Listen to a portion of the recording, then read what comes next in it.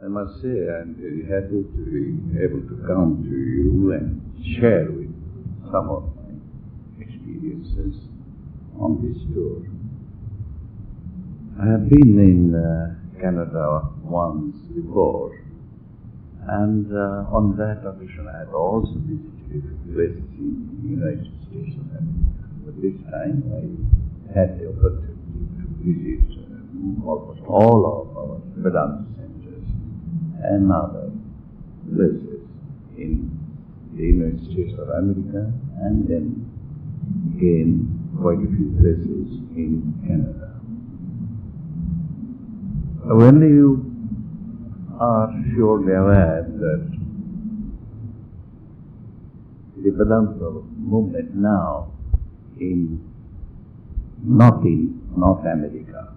When I say North America, I mean America and Canada both. Usually they are referred to as North America. I mean that Vedanta now has come to stay on the soil of North America. In both these continents, you find Vedanta well known not only among scholars, but well known also among educated people. Of course, there are many people who know nothing about it whatsoever. To my surprise, I discovered that India was one country which was seldom mentioned in the papers. That I had no contact whatsoever with India when I was studying. Naturally, I was anxious to see if the papers had any news about India. That wasn't it. India was one country which almost never figured in the newspapers. Many people would call the newspapers garbage. You know, garbage is something that you don't care for. That is dust, that may be with filth, that may be other things which you don't want in your room. You sweep your room, you remove the garbage, then you throw it all into the dustbin. They don't say dustbin, they say garbage bin. So garbage, newspapers, each newspaper running into 60 pages and full of news, and very interesting news too. The news about, naturally, politics, what is happening in different countries. When I was touring North America, China was always in the papers. Naturally, China had in the headlines. You know, there would be columns of news, pictures about China, because China was in great turmoil. The students had voted. I used to watch the TV also. I would see army attacking the students. At first, you know, they pretended as if they were very friendly with the students. They were chatting with them. No one realized why they were not taking any action. The army, to begin with, appeared to be very, very friendly to the students who chatted with them, cut jokes, cigarettes, and so on. But they were only biding their time, waiting. They wanted more reinforcements to come. They did want to attack the students, but they thought, oh, we are not ready yet. We have to have more reinforcements. So they sent for more troops. If I am not mistaken, number 38, army number 38, far away in the interior, more loyal to the party. The party was not sure the army which was stationed in that big park, in that big square, Tiananmen Square as it is called, would be loyal. They were not sure about their loyalty. So they wanted army number 38 to come in. And when they arrived, they attacked the stores. And one could see even on the TV the mangled bodies of the students, young people, lying on the path of the tanks, and the tanks ran over them, and they were crushed, and you could see blood and dead bodies everywhere. It was the most moving sight. But India never wavered. Luckily for us, there was no turmoil in India, so that was not news to them. If there is any trouble in India, somewhere a communal riot, or somewhere maybe a murder of a ghastly nature, then that was good news. They would publish it. Something that was adverse, unfavorable to India. Something good about India, no, it was no news. It would not appear in the papers. So, naturally I was very disappointed. Now, this Vedanta movement has spread. It has spread everywhere, mostly in the universities. This time, the man who invited me was one Professor Larson. I don't know if anybody here has heard his name. He is an authority on Shankar. That's a big book called the Encyclopedia of Philosophy. The volume devoted to Shankar was written by this man, Larson, Professor Gerald Larson of the University of California. He like this, in collaboration with an Indian scholar. So this man invited me. Last year they had invited Dalai Lama, but this year they invited me. I don't know how they discovered me. It's difficult to tell. Maybe somebody had mentioned my name, and they invited me. First a telegram, then a letter requesting that I go and speak to their students and faculty members on the 15th of May. I gladly accepted the invitation. So I arrived there, and to my surprise I discovered that they were quite familiar with Vedanta. Most of them knew about Vedanta. In most universities, you have a course called Indian Studies, separate department, Indian Studies. They study Indian philosophy. Maybe they are not interested in Indian politics, but they are interested in Indian philosophy, Indian studies. So I chose my subject, religion in the modern world. Some subject, right? Okay, it's a word or something moral with this effect in religion in the modern world. That was my subject. I don't know what subject Dalai Lama had spoken on, but this is something I spoke on.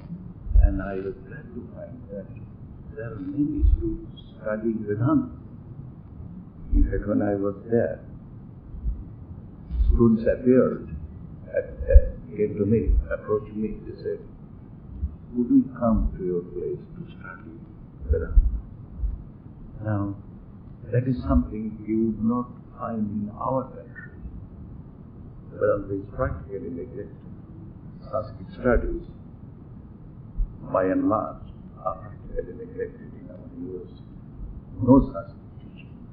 But you find in the West, there are scholars studying Sanskrit, learning Sanskrit. This Professor Larson, I am told, comes every year, daily and Benares, to lecture on Shankar, and he speaks in Sanskrit. He speaks in Sanskrit. When he lectures, he speaks in Sanskrit. Maybe he speaks in English also. So that is the situation in some of the Western universities. I am now in an institution where we purchase many books every year, which then now 10 lakhs every year purchasing books. From next year we will be purchasing 20 lakhs worth of books every year. You will be surprised to hear that most of our books are from America, books on Indian philosophy. That shows how much interest American scholars have taken in Indian philosophy. But thank Swamiji for this. Because Swamiji has spread Vedanta in the West, in America especially. He had gone there, he had spoken on Vedanta. Slowly, the ideas of Vedanta had spread. It has struck roots in this side of America. Many people are aware of Vedanta. They study Vedanta. They are very serious students of Vedanta. I have met professors of theology. I asked them, do you study Vedanta? They said, yes, we do study. But of course, there is one. Don't get good textbooks, authentic textbooks. They have textbooks written by their own scholars, but they twist everything. Brahma. They will perhaps distort the meaning of the word Brahma. Similarly, the word Maya, they will distort. They will not understand anything about Maya. They distort in order that they can point out the weaknesses of Vedanta. They study comparative religion. They want to show how Christianity is superior. To show that, they have to distort Hinduism. They distort spiritually Vedanta. Because Vedanta is something which they know is very sound. They cannot compete with Vedanta. So they will distort the meanings of these words, Brahma, Maya, Ishvara, so on. See? And they would give dualistic meanings. And then they would say, look, here, Avatar, for instance. They would sort of caricature these words. They would give ridiculous meanings of these words. That's how they would try to prove that Vedanta is not that good. That is what they do, but they do it deliberately, with a view to proving that it is not as good as it ought to be. But again, there are scholars who are very knowledgeable, and they are also fair to Vedanta. They write books which are very good. Often they write books in collaboration with Indian scholars, so that what they present is very, very sound, fair, acceptable to us. We can't blame them for what they say in these books. Now, all this is due to the interest which people take in Vedanta. In fact, if people are today sympathetic to India, there are lots of people who have great admiration for India. Believe them, the politicians. The politicians for us have no interest in India. They for us have a very poor opinion about India. But there are common people, educated people, people who are familiar with Vedanta, people who have visited our Vedanta centers or who have been in India, have great respect for this country, for its high philosophy, for its idealism, for its culture, for its civilization. They recognize now that India has a very, very ancient civilization which is rich, and they are full of respect for India. Now, I had a very interesting experience in the University of California. That is where I spoke. I made 4 speeches there. On one occasion, they had telephoned me and said, "Will you please come and speak on peace?" I said, "Yes, I will gladly." They wanted to change the subject. So they asked if I would be interested in speaking on peace. I said, "Yes, certainly, I have to speak on peace." Do mind if there are other speakers also? I said, not at all. Welcome. But when I arrived there, I discovered the subject was, is peace possible in South Asia? Is peace possible in South Asia? Well, by South Asia they mean India, Pakistan, Burma, Cambodia, Sri Lanka, Bangladesh, and one or two other countries. South Asia. Is peace possible? Now, it struck me that it was going to be a political discussion. I didn't know what to do. Someone came to me and whispered, if you think it is going to be political, you say, well, I am not going to join this discussion. I will not speak here because I am not a political man. I am not interested in politics. But I said, let us see how things go. If they do not bring in politics, then there's no harm if I speak. I can make some useful contributions to the discussions. Now, it was like their mythos that there would be 3 Indians, including myself. Besides me, there are 2 other Indian scholars, both of them based in America. And there will be 2 speakers from Sri Lanka, and there will be a moderator, an American. I was asked to open the discussion. I said, what do you mean when you raise this question? Is peace possible in South Asia? Is there not peace there? There is peace there, of course. To mean to say that these countries, India, Bangladesh, Pakistan, so on, Sri Lanka, are fighting each other. They are not fighting each other. You may say that there have been 3 wars between India and Bangladesh, India and Pakistan. Well, that was when Pakistan was under army rule. Now that there is democracy in that country, everything is okay, everything is fine, there is peace between these 2 countries, the relation between these 2 countries have improved, and they will improve further, and there will be peace. And I do not see why you say, this is what is called a loaded question, you know. You ask a question with a certain slant. You say, is peace possible? As if peace is not possible. You are suggesting peace is not possible, but it is possible, it is there. There is peace there.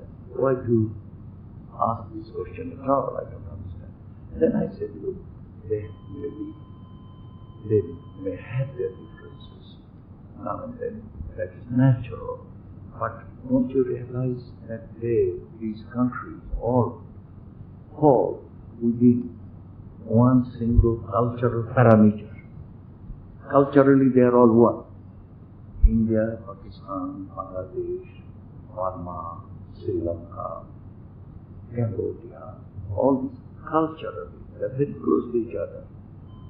You know, they all owe much to India, Buddhism, or even Hinduism. Culturally, they are very close to each other. So, there is peace. But if you are referring to, say, violence, terrorism, but terrorism is today a global phenomenon. You find terrorism everywhere. In Punjab, for instance, there is violence, there is terrorism, but there is no mass uprising, not at all. And the situation is improving. So that is how I spoke. But I stressed the positive aspect. I said, we are one, culturally, we are all one. After I had spoken, 2 other Indians spoke. One of them said, well, I can't trust India. India had seized Bangladesh.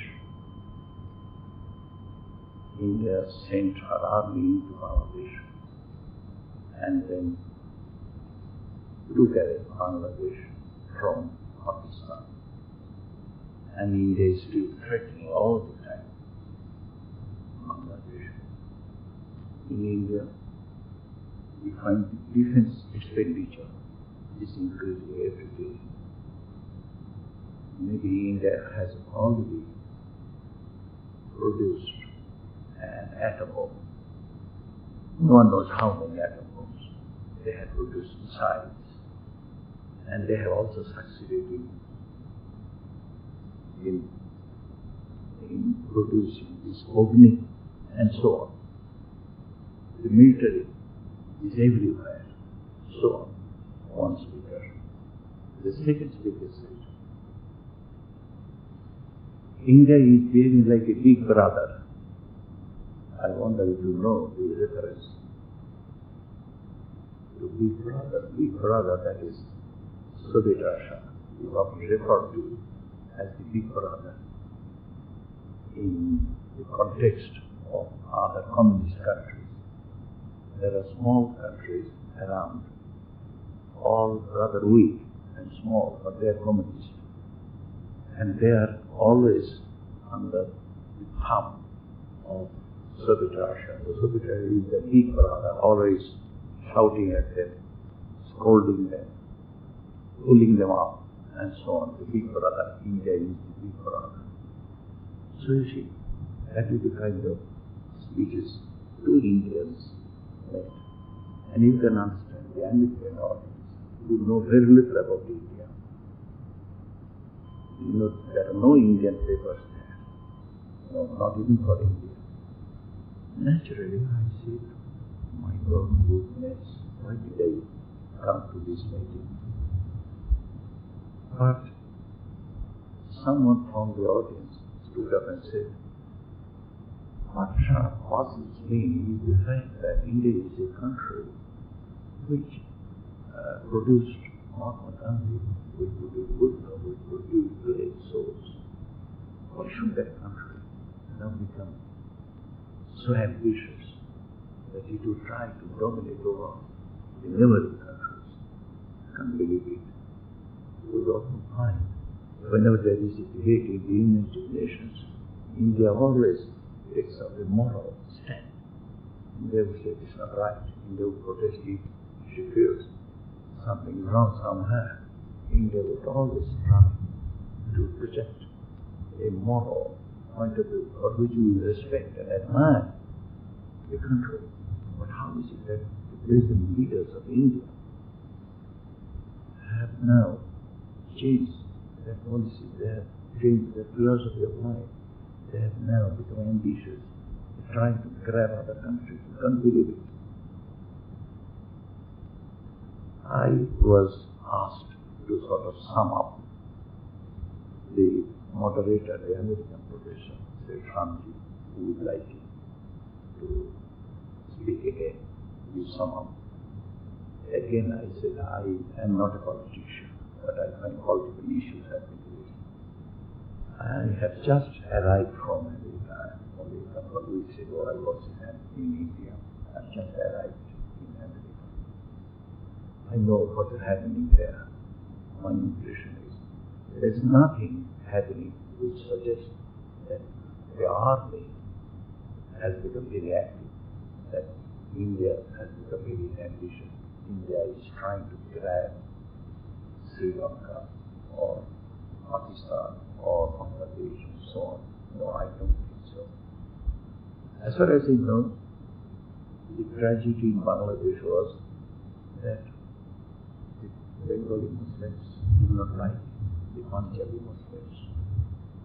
They thought the Punjabi Muslims were exploiting them. So they protested. And then there was the civil war. And many Hindus, and not only Hindus, Muslims even, came over to India, more than a crore of people. And the government of India went around begging all the big leaders of the world, asking that they intervene and stop this kind of influx of refugees from Bangladesh into India. No one did anything. Finally, India had to send her army to stop this kind of exploitation, this kind of torture of these civilians by the Pak military forces. But as soon as there was peace in the country, India withdrew her army. And now Bangladesh is sovereign, and she is very fine, she is happy. India is not interfering with her administration in the least. After I had spoken, the moderator said, I interaged with Swamiji.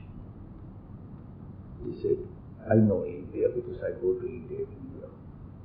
I have spent 1 full year in Madras. I've seen how good the people are. It's lovely, quiet, humble, modest. No, I don't think that military is very strong in India now. Far from it. India is a peace-loving country. It doesn't want any war with any country. So on. So that is the kind of Indians we have who paint India as black as possible. They have nothing good to say about India. But they are Indians. They are our spokesmen. Against this background, our Swamis are working. They have to work under many drawbacks. For instance, they have this message of Vedanta. They try to spread this message to people who are all saturated with Christianity. It may be they don't go to church. It may be they don't pray. They are not religious any longer. I mean, the American people or the Western people, many of them are not religious. People ask them, what is religion? Well, we are not interested in religion. But they may not be interested in religion, but they have the Christian concepts in their lives. The idea of a sin, the idea of a personal God, the Almighty God. That's how they refer to the Almighty God. So you see, and they feel religion is well, mumbo jumbo, as they say, hodgepodge, nonsense. It is science, absolutely irrational. It is something primitive. That's how we think of religion. It is this we preach Vedanta. And it is rather difficult for them to accept the concept of an impersonal God.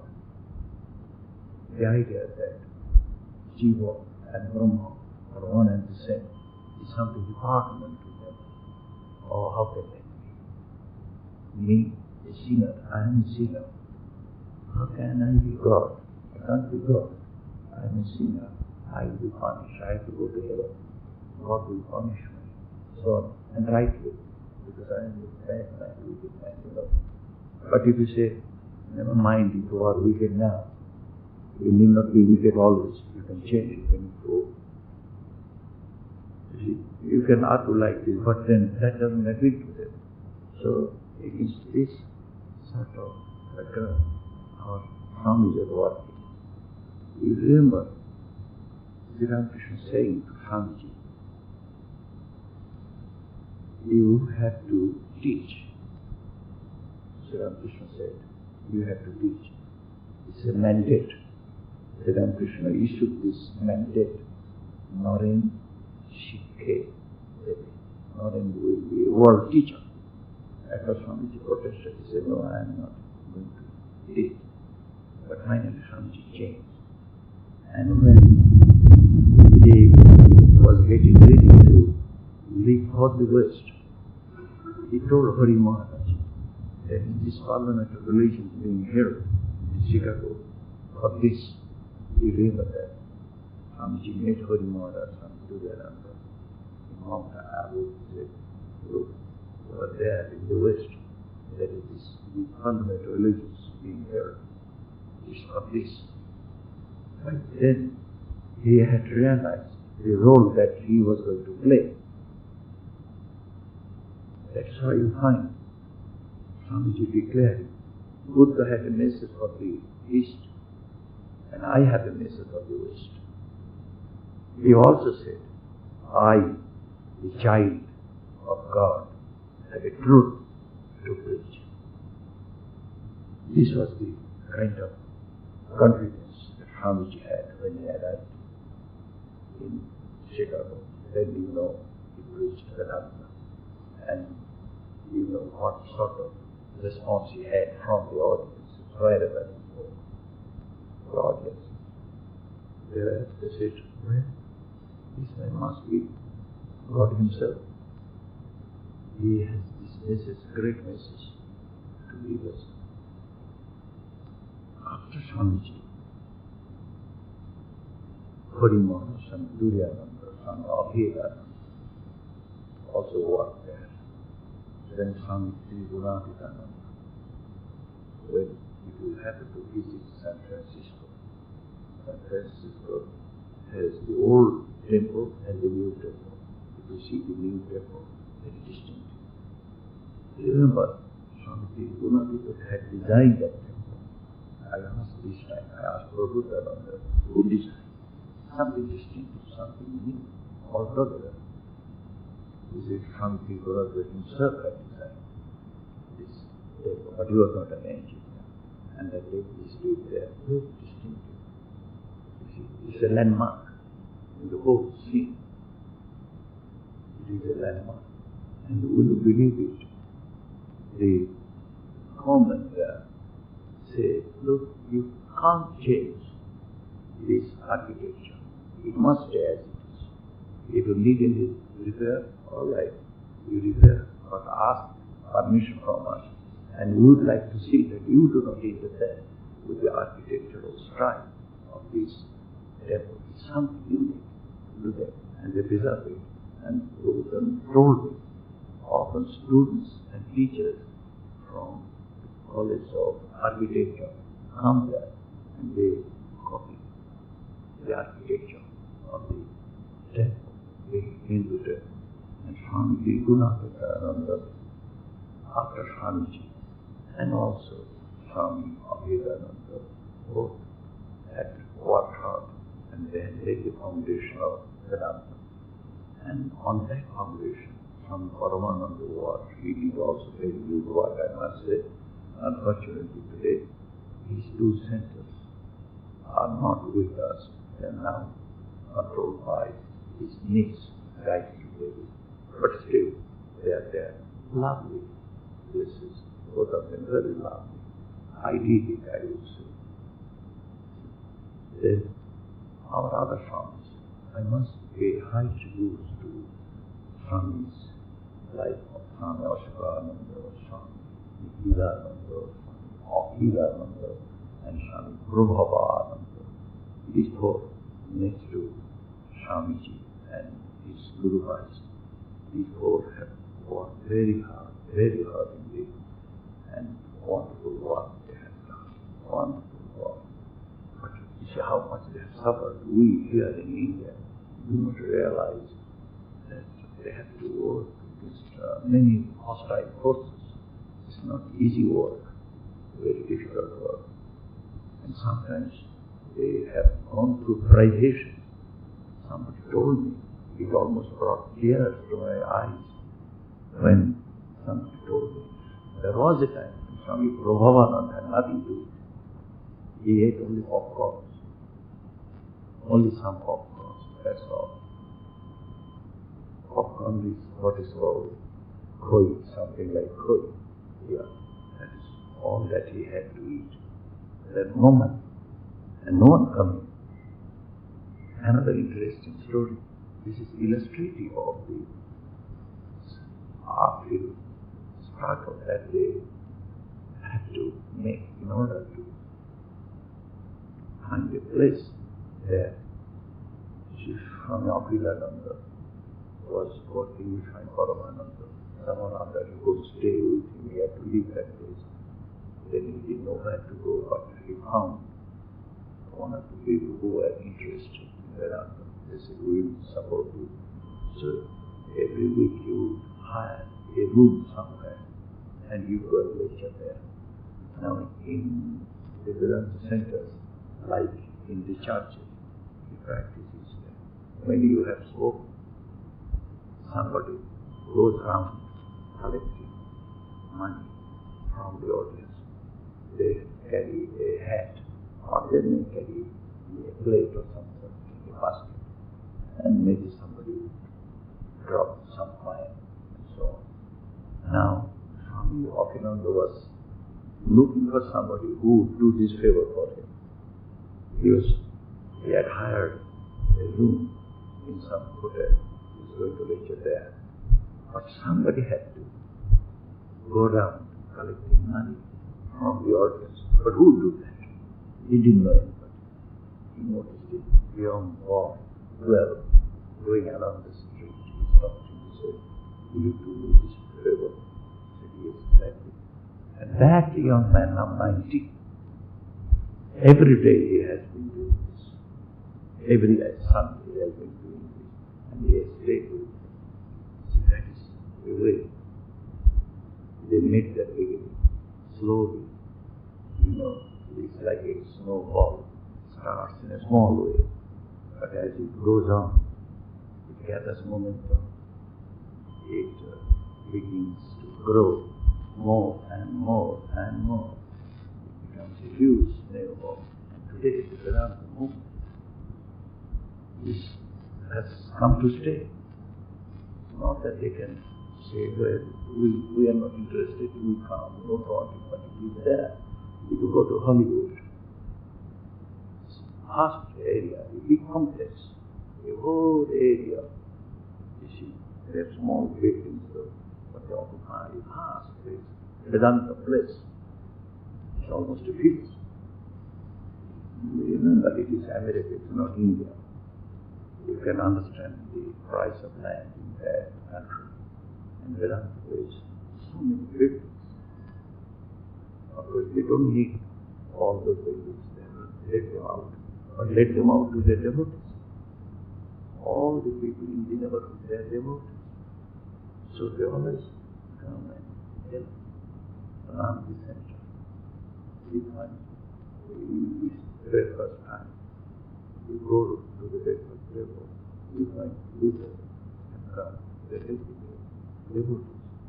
If there was something for you, and you are there, you are eating. Similarly, lunch or supper. Similarly, in the temple. Or whenever you want to go, you find people meditating. There are the morning services or the evening services. When of course, the whole community joins. But even otherwise, you find there are people meditating. You just drop in anything like you find somebody around meditating. I'm very proud when I saw people meditating. No one knows who they are. Or maybe other people you don't know, but they are there meditating. And without the push.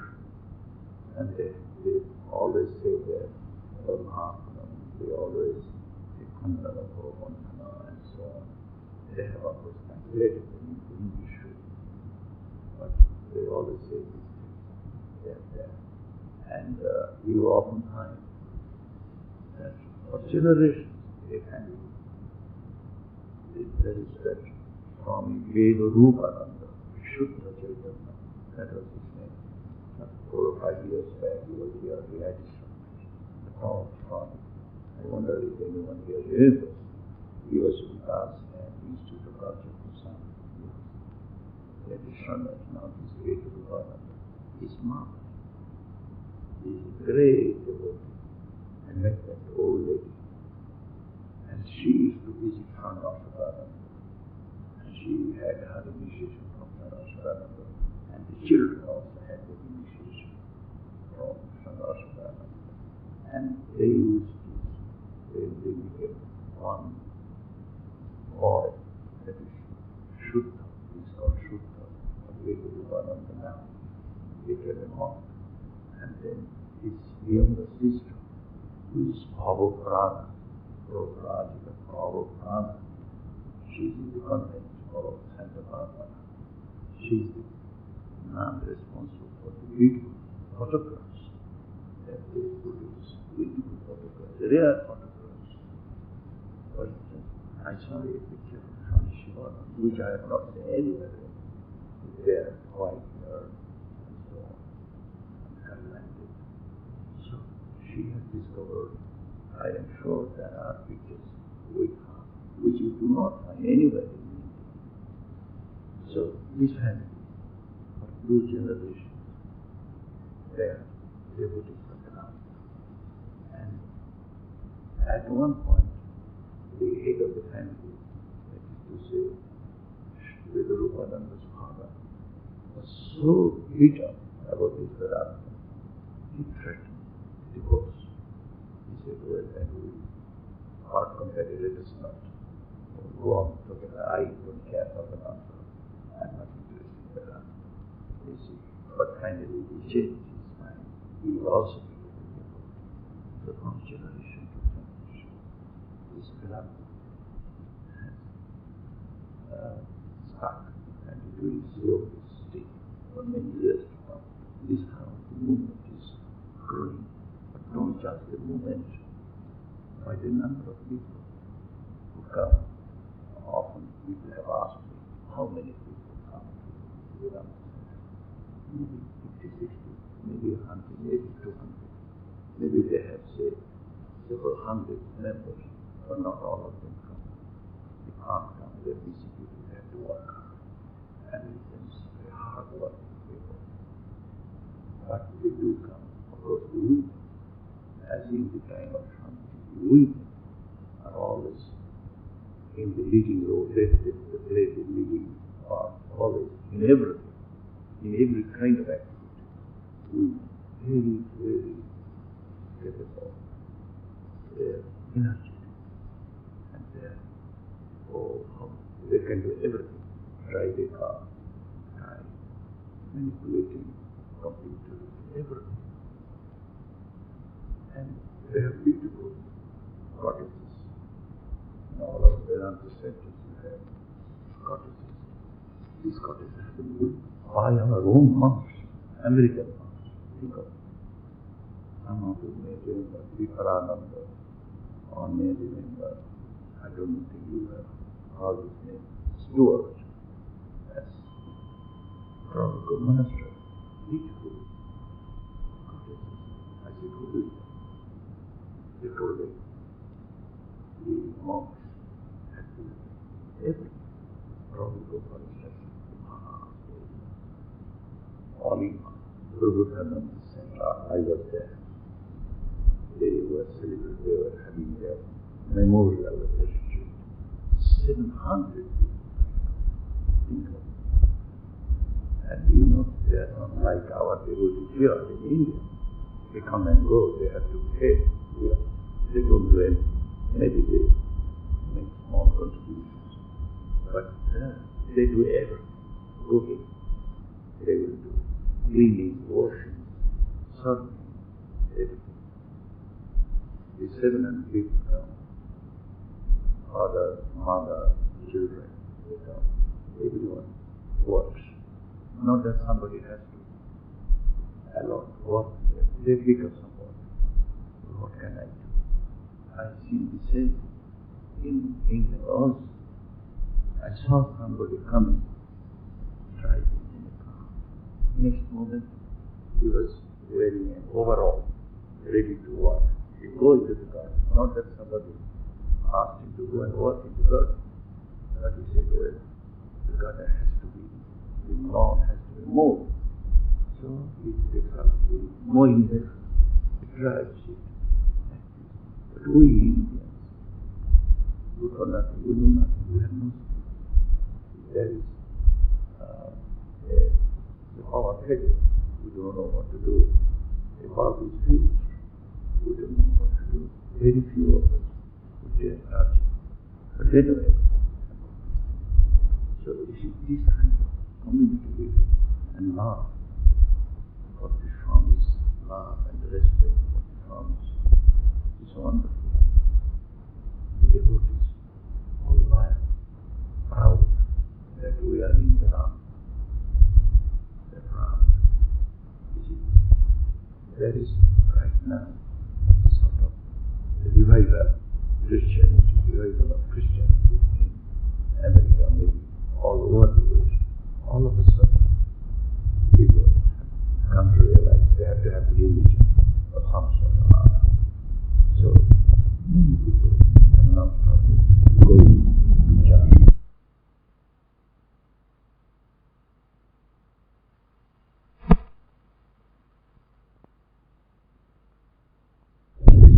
Similarly, Sikhs have purchased temples.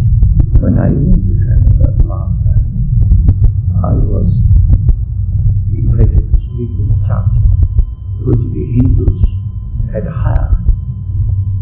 They need money. They cannot maintain a church. So they will let out their church, which is something for us. Letting out a temple for a Christian organization or a Christian service, we wouldn't do that, but that's what they are supposed to do because they have no money with which to maintain their churches. But nowadays, people have started going to church, but then again, there is dissatisfaction they feel. Well, what does it give me? This idea of God being Almighty, who is responsible for everything, and always finding fault with us, keeping track of anything good or bad that I happen to do, and punishing me if I do anything bad, and maybe giving me some reward also if I do anything good. This kind of God, they say it's childish. Doesn't agree with that. But Vedanta defines how, and our sons are working hard to do this. And nowadays, there are many Asiatic people in America, people from China, people from Japan, in this connection. I might mention that Japan has now become a great economic power. Japan is not interested in becoming militarily strong, but Japan is now economically so powerful that someday it would buy out the whole of America. The big industries that America had are now being purchased by Japan. And the time might come when America will be strangled to death by Japan, slowly, and have Japanese technology spreading, it is everywhere. And how prosperous that country is, you cannot imagine. And how good and beautiful, and how hard-working the people are. It's wonderful. They are a wonderful people, but very proud, and they never open up. They're never frank. They never tell you what is passing through their minds. And America is terribly afraid of Japan. The Japanese are there, the Chinese are there, the Koreans are there. So also India and from Pakistan and Bangladesh and Sri Lanka, everywhere, the Asian, they are there. And then there are also people from South America. They are there. And would you believe it? These Asiatics are intellectually head and shoulders above the Americans. In every university, you meet professors. The best professors are the Indians, or the Koreans, or the Chinese, from the East, from Asia. The students, best students, their papers say, the best school students, so far as mathematics is concerned, the best students are Indian or maybe Korean, Asiatic anyway. That is the situation. The lazy people, they have lived a comfortable life. You see, in Ottawa, I overheard a discussion going on between a Chinese lady and a Thai lady and an Indian lady. I was just listening. They were discussing. They said, these people are lazy. They are doomed. Someday we will control them because we are hard workers. We come from poor countries.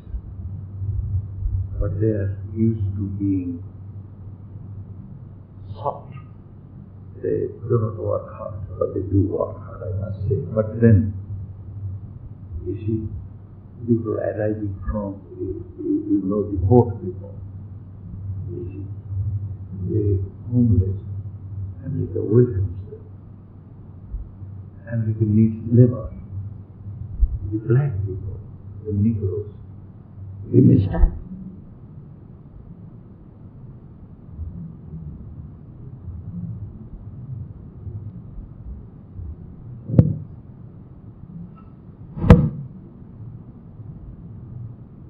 Well, they may starve, but they don't want to work hard. You see, it's a land of contrasts. On the one hand, you find affluence, that is real affluence. Each family having several cars. Father owns a car, mother another car, maybe daughter a car, son a car. Each of them has a car themselves. Each of them independent. They live together, but while living independent lives, affluence, that is real affluence.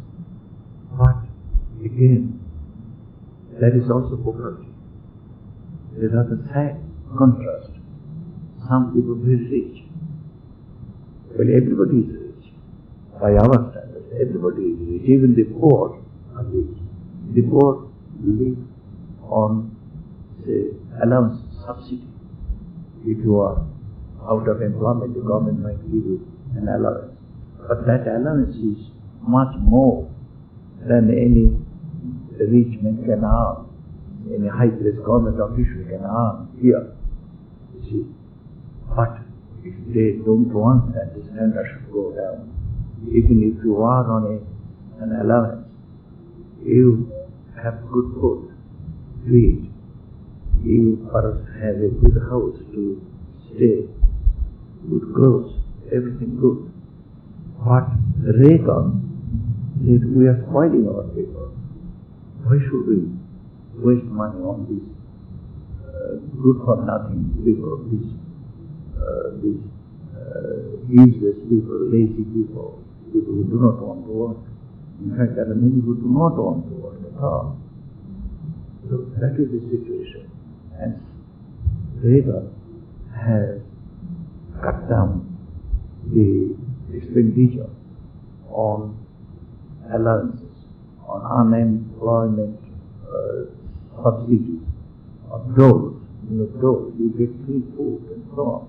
All that has now been drastically cut down by Reagan. With the result, many people are not living on the pavement. It's sad to see people, well, just walking about, nowhere to stay, and in rags, and sometimes they even beg, and they may steal also, and that is crime. When they see hunger, drives them mad. So they carry knives.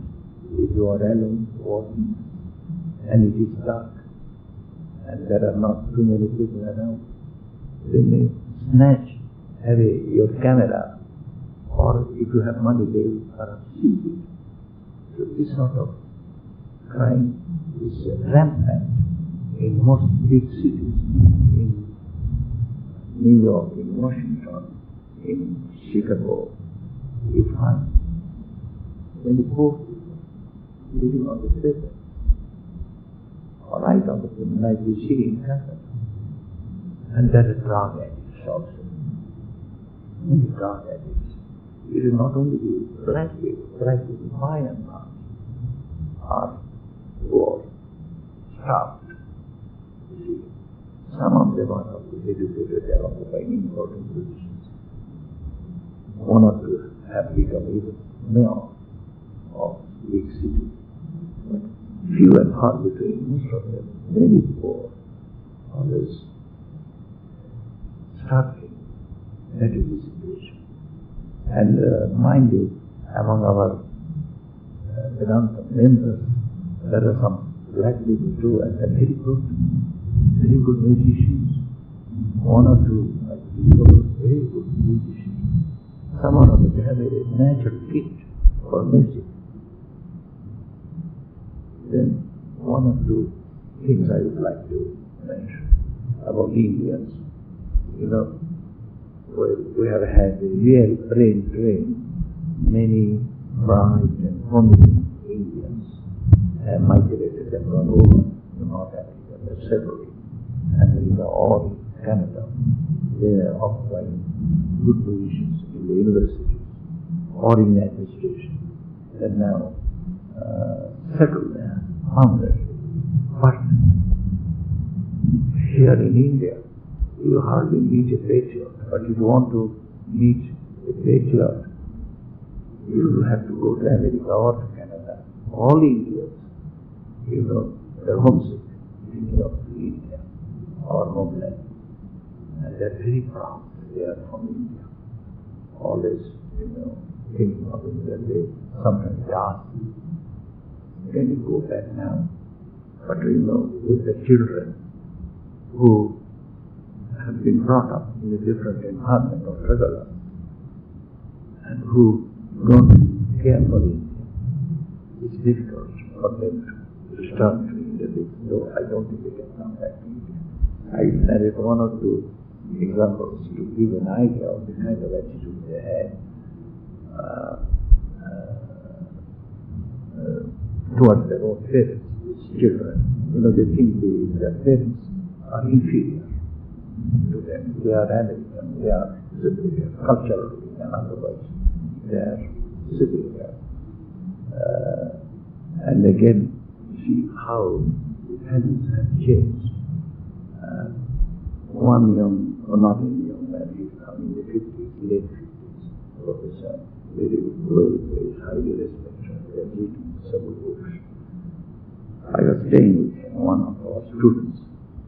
He said, pointing to his daughter, who is now 11, he said when she was 3, she had been very naughty. So I threatened her, saying, I will have to hit you. Do you know what she said? Hit me? Right?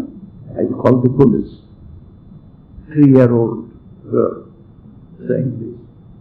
One day we were going along somewhere. The girl was there, son was there too, and father.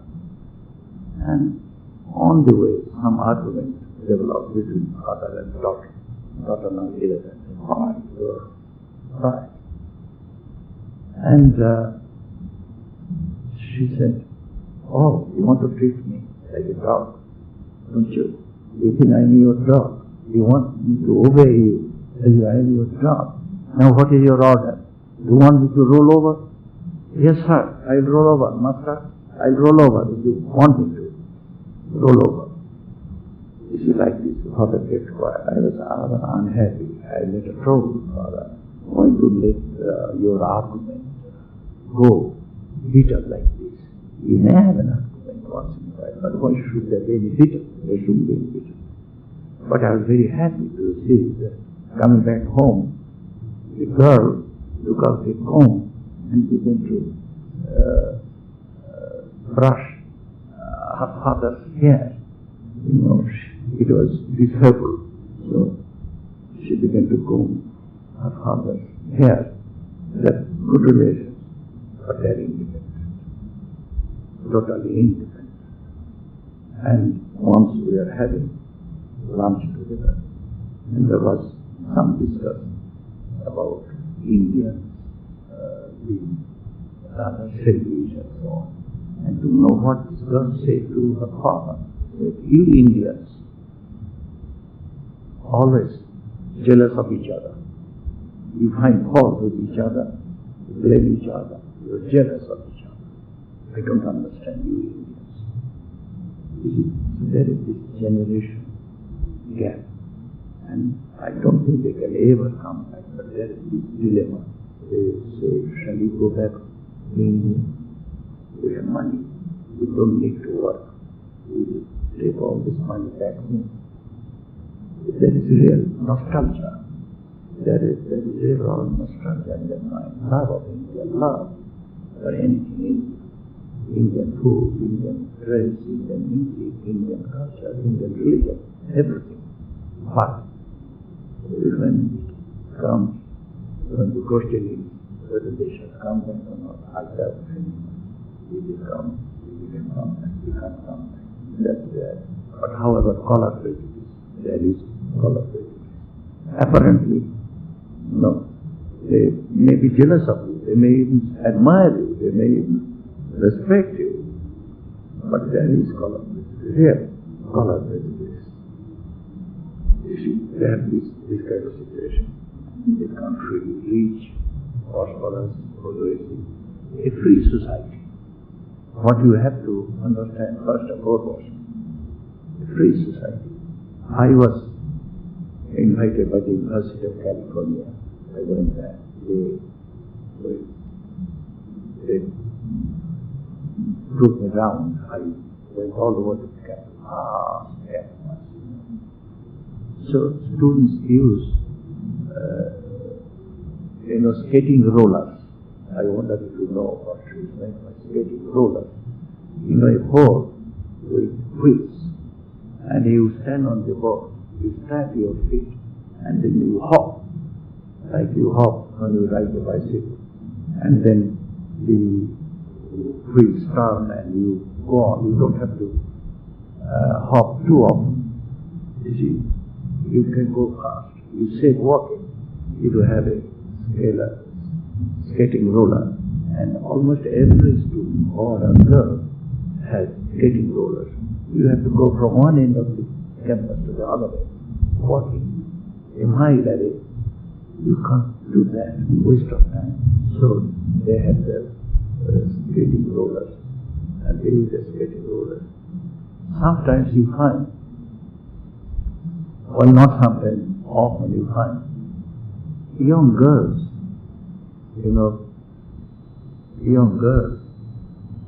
very scantily dressed. You cannot imagine. They wear shorts, shorter than shorts. Most of them are there. And if it is summer, they want to enjoy the sun. They want to tan their skin. They don't like white skin. They want their skin tanned, brown. If they're brown, they're happy. So they want to expose their bodies as much as they can. And well, that is something that is shocking to us. So once an American professor asked me, "Are you not shocked?" I said, "I'm not shocked by anything. It's fine." But again, these young men and women, very hard working, intelligent, hard work, and to know their method of teaching, project. I narrate an experience I had but I was staying with an Indian family. Now, the girl was 14. She is now 20. She is now in Oxford. Was asked by her teachers to write a paper on Hinduism. So her mother said, "Oh, here is Swamiji, and you are lucky that he is here. You can ask him to give you points which you can develop while you write your paper." She kept quiet for a while and said, "No, I don't want that kind of help. I'd be glad if Swamiji mentioned books that I can read on Hindus. I will do my paper, not yours, not Swamiji's. So I had to do it myself. And I said, look, I can name some books, but are you sure you will get them in your library? So I mentioned a few books. I had gone to England, I came back, and I was told that she had written a very good paper and everybody appreciated it. You see, so that is independent thinking. Somebody was narrating the other day, an Indian student was asked to write a paper, a thesis, for PhD. And he had quoted what his teachers, Indian teachers had said, or Indian authors had said, quoted from books and quoted from teachers and so on. And the examiner said, no, you are not fit for PhD. Why not? He said, it's not your paper, somebody else's paper. You have borrowed ideas from other people. No, that's not what we expect from a PhD student. So it's right from the beginning, independent. If you believe it, a boy of 8 or 9, Indian, without consulting his parents, had contacted, they had a summer vacation now, had contacted a newspaper. They telephoned the newspaper people. He said, well, I have free time, I am prepared to help distribute your papers in our neighborhood. How much will you pay them? So they came to some sort of agreement. And he started doing this, and father found every day you go out and you disappear for several hours. And then asked, what is the matter? Where are you going? Why? I am going to distribute newspapers. When did you start doing this? Well, now that we have a holiday, why should I waste time sitting at home and earning money? And would you believe it, in Canada, the rule is each child, boy or girl, as soon as he or she is born, the government will start paying him or her $22 a month. The government will write to the parents saying, if there is a child born, parents go and have his or her name registered. And that was the government will say, from now on, we will be paying him or her $22 a month. And this is the account number. In the West, you don't carry cash with you. You carry your credit card. Your money is in the bank. They give you the credit card. Suppose you buy petrol. They use the word gas. They don't say petroleum. They say gas. You have to buy, or you have to make some.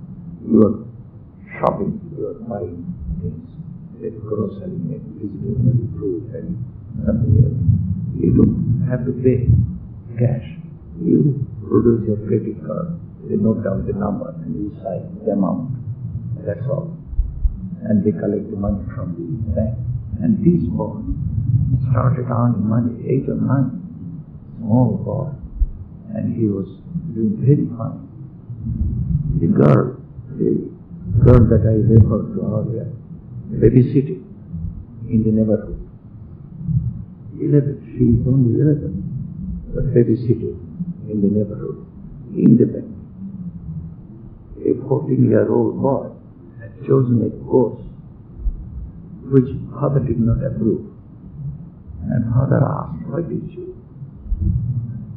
take some science subject also? The boy kept quiet and then said, it's my decision. Why are you interfering? It's my decision. You see, this kind of independence, it's a free society. It's free. Everyone is free. Free society.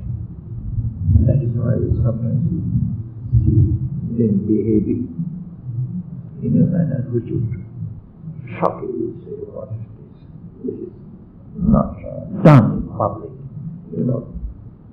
This kind of behavior, man and woman behaving not dark, but there's a free society. Dress. We used to think they were very confident about the dress. But nowadays, you wear any dress. You like any dress. Of course, if you wear this dress, they stare at you. They say, well, where are you from? What kind of...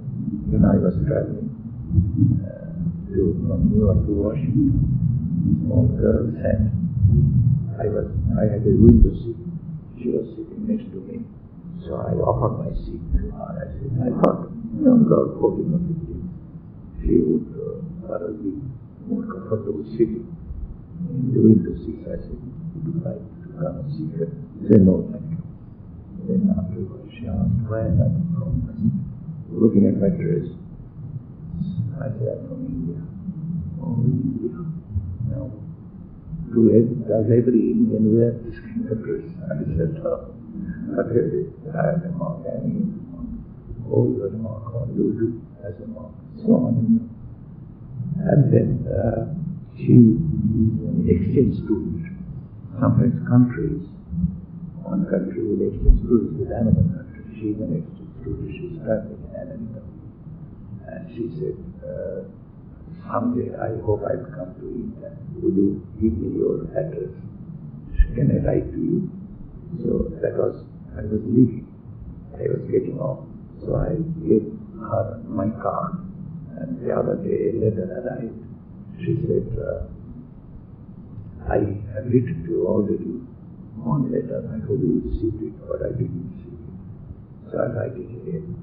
And here I am. I'm staying with the family. But my host, very selfish people, they are eating good food, but they don't eat us good food. There are two of them. This kind of experience in American students go into Mexico, social work. They think before they build their houses. Young college school students, they do this.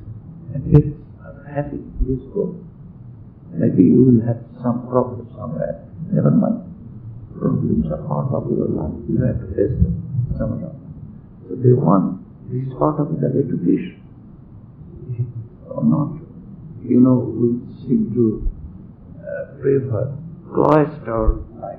You are exposed to difficulties, problems.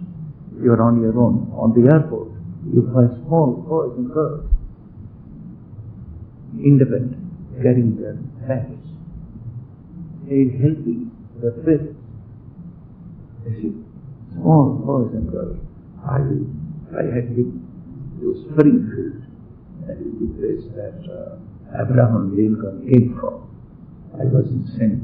Louis. Swami Lokeshwarananda took me to this place, Springfield, which is a small town. And it was from this town that Abraham Lincoln was elected president. And his house is there in the National Museum. So we went to see it. And we had to wait. We were on a queue.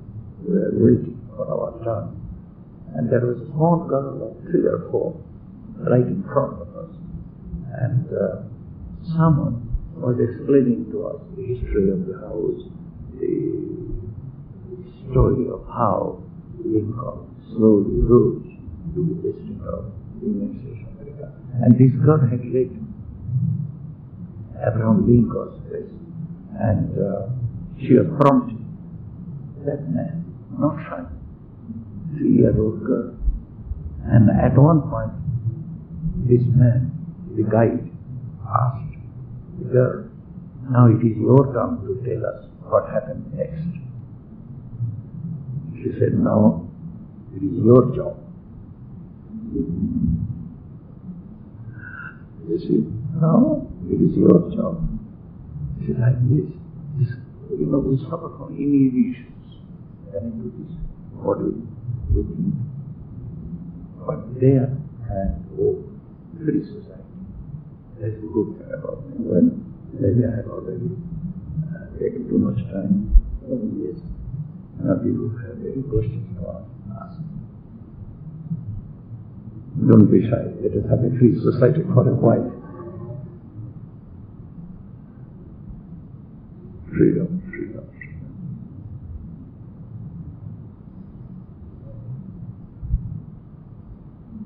Any question?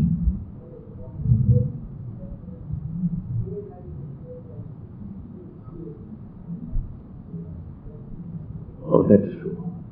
That is true. That is true. That is true. That's true. As I said, if there is freedom, freedom is yes, that is the big problem. You know, they're not loyal to each other. Sometimes man and woman live together without marrying, and they have children also. And children straightforward. You see, this is something unfortunate. And then marriage, yes, they marry, but they don't stay together for long, separate. Then they have their lovers, husband running after another woman, wife also running after another man, but they are living together, just living together physically. Not very wise, no, but it's there, it's beginning to increase. Everybody worried about it. See, this marital relationship, this has become a big problem, social problem. And the churches, you see, this is one reason why the churches are attracting more people now. They are now involved with these problems, social problems. The marital, husband and wife. Husband goes to the clergyman, wife goes to the clergyman for advice, and the clergyman tries to take an objective view, tries to help. There are also counselors, marriage counselors. You know, most people need help. Well, they go to experts. There are people who claim to be experts. So, well, if husband and wife have problems, secretly they go to some marriage counselor, state their problems, then they say what to do. I don't know how much these counselors help. So there is this problem. Then abortion. Abortion. Why is some of the states say yes, abortion is permissible. Under certain conditions, abortion is, and this abortion everywhere today. But when I think of the old people, my husband is old. You see, they are very much concerned about the young boys and girls. Lovely to see those boys and girls. Somebody told me, one of our sons said, well, they're angels now. But when they're 14 or 15 or a little older, they're criminals. Very troublesome, very naughty. But small girls, small boys, angels, beautiful, very, very beautiful, lovely, lovable. But as they grow older, no control. They don't care anymore. Parents have no control. Teachers have no control. Teachers are friends. They call their teachers like a husband.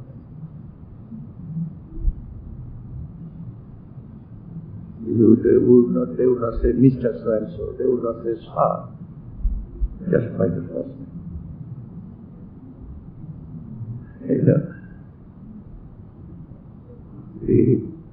This Larson, his name is Gerald Larson, professor, highly respected. But when he was addressing the audience, when he introduced me, well, I am Jerry. Gerald. He said, I am Jerry. And if you like, I am Jerry Larson. If you like, but call me Jerry. He will prefer that you call him Jerry. Students, teachers, friends, Jerry. Irrespective of age, difference in age, no mind. Jerry. We prefer that. But intimacy.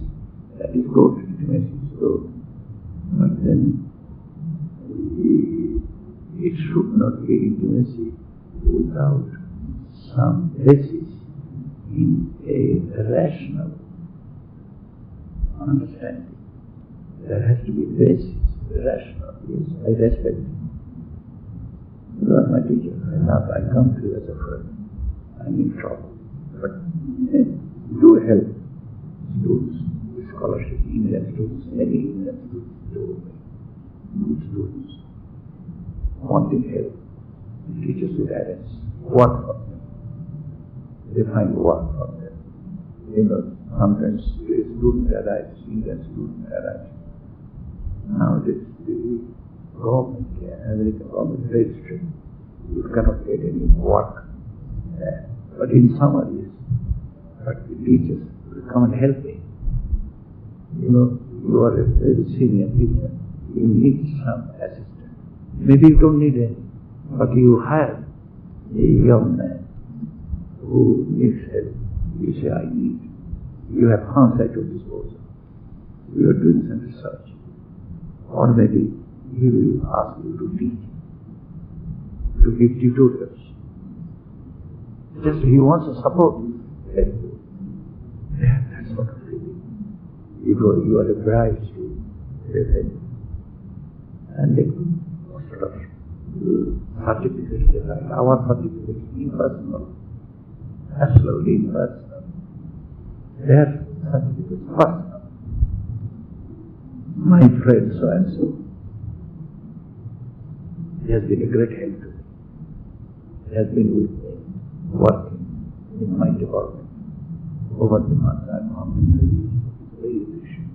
So on. He will highlight your good qualities. Always encourage them. That's what they do.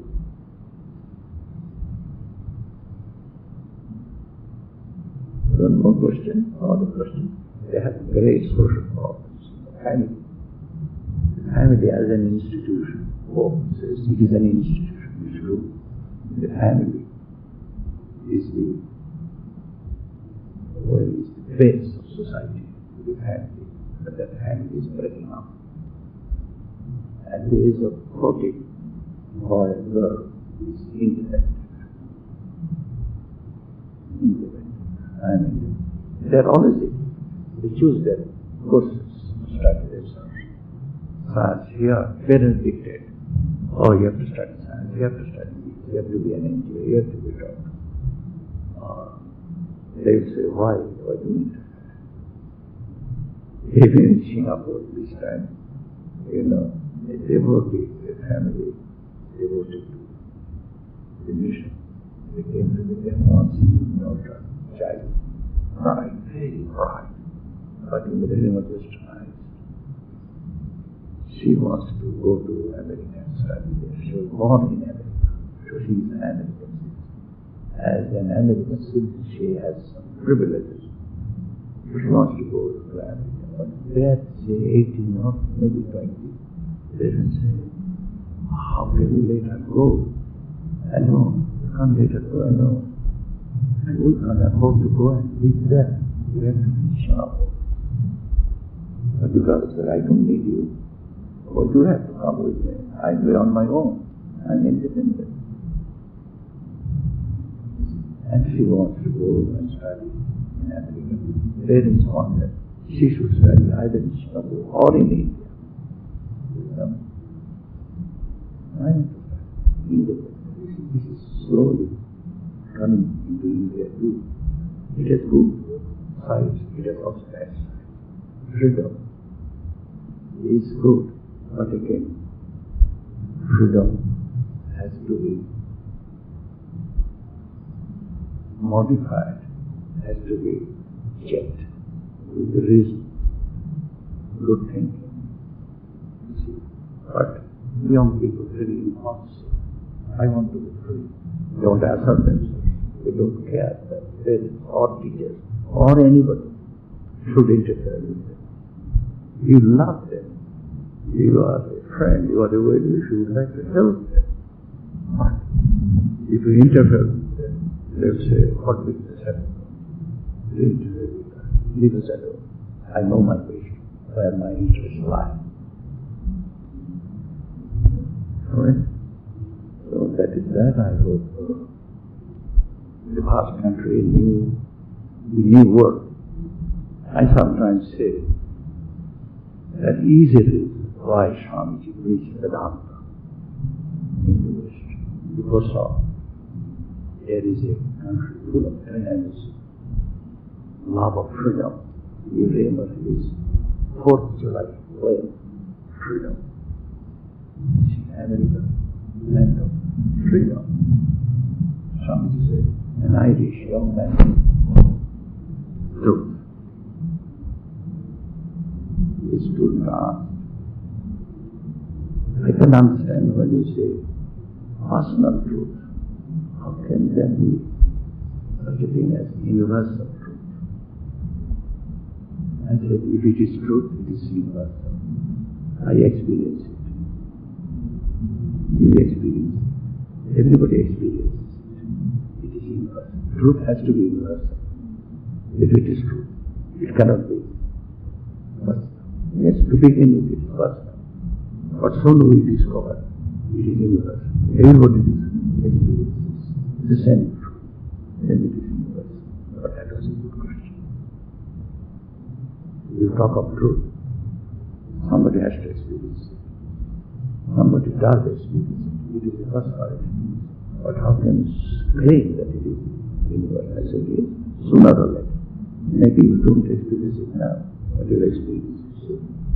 You find everybody experiences the same truth. It's time, that's all.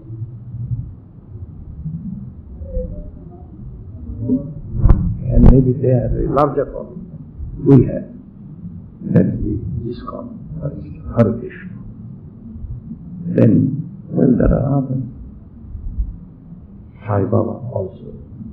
Rajneesh, but no one is now discredited and no one cares for him. That is it, Swami Lokeshwarananda. You have heard of Swami Lokeshwarananda. Maharaj is there, he's 90. Still very strong, vigorous. He is very kind to me. He came to see me and therefore I noticed how he would order about his disciples. Old people, all of them, 70 or so. But he would order them, do this, do that. Didn't I tell you? How is it? You wouldn't like this, you was scolding all the time. I would sometimes wonder if they didn't take umbrage because he was scolding them too much. So someone with me, one of my students was with me, he asked me, don't you take offense, don't you feel hard that he is scolding you like this? They said, well, if he doesn't scold us, we begin to worry. What is the matter? Why is he not scolding us? Why is he quiet? We will always know that if he is in his element, if he is in his good mood, he will scold us. We expect him to scold us. If he doesn't scold us, we are disappointed. And we begin to wonder what's wrong with him. There was one paper wrote about him. A Swami without robes. He is in Portland, and Rajneesh had set up his colony not too far from Portland. And he had many Rolls Royce, 50 Rolls Royce cars. But this Swami had no robes. So the heading, Swami without robes. You see? But he is working there and he is highly respected. Highly respected. Everybody respects, loves, and still very strong and active. And he has his own center. Then there are 2 other houses in the neighborhood. One is called Sharda, that is another mother's house.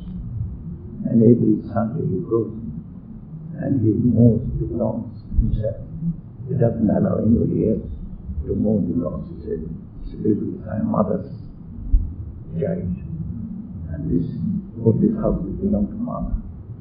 There are some women devotees living there. Some women are like nuns, but they are not recognized as nuns. But nice people there. You see, what is important is the kind of life they live. That is what is important, not the number. You understand. Even now, in Surbikasha, all else people have asked me, how many followers have you got? I would say a handful, several thousand, including the monks and the initiated disciples. We are only several thousand. But I said, in one sense, only several thousand. In another sense, everybody, every Indian is our follower. Every Indian has a great love and respect for the ideals that our Master preached. In that sense, the whole country, the whole nation, our followers. Similarly, in Revered in the West, people have great respect. A handful of people, good people, goodness, honesty, pure life, all this have a tremendous attitude everywhere. If you are a good man, this Swami Lokeshwarananda, old but highly respected, because he is a good man, an honest man. That is why the papers, they produced a picture of Swami Lokeshwarananda with Sri Ramakrishna in the background. Write up about him, about his way of life, his character, personality, scholarship, and holiness. Holiness, that is the source of inspiration. If you are a holy man, if you are really good, you are honest, you radiate your power, they will come to know that is a man. You will go to seeking for peace, comfort. After all, people everywhere, battered, people unhappy. They are laughing. As Swami said, when you laugh, I hear as if you are crying. We laugh, but that is not genuine laughter, not from the heart.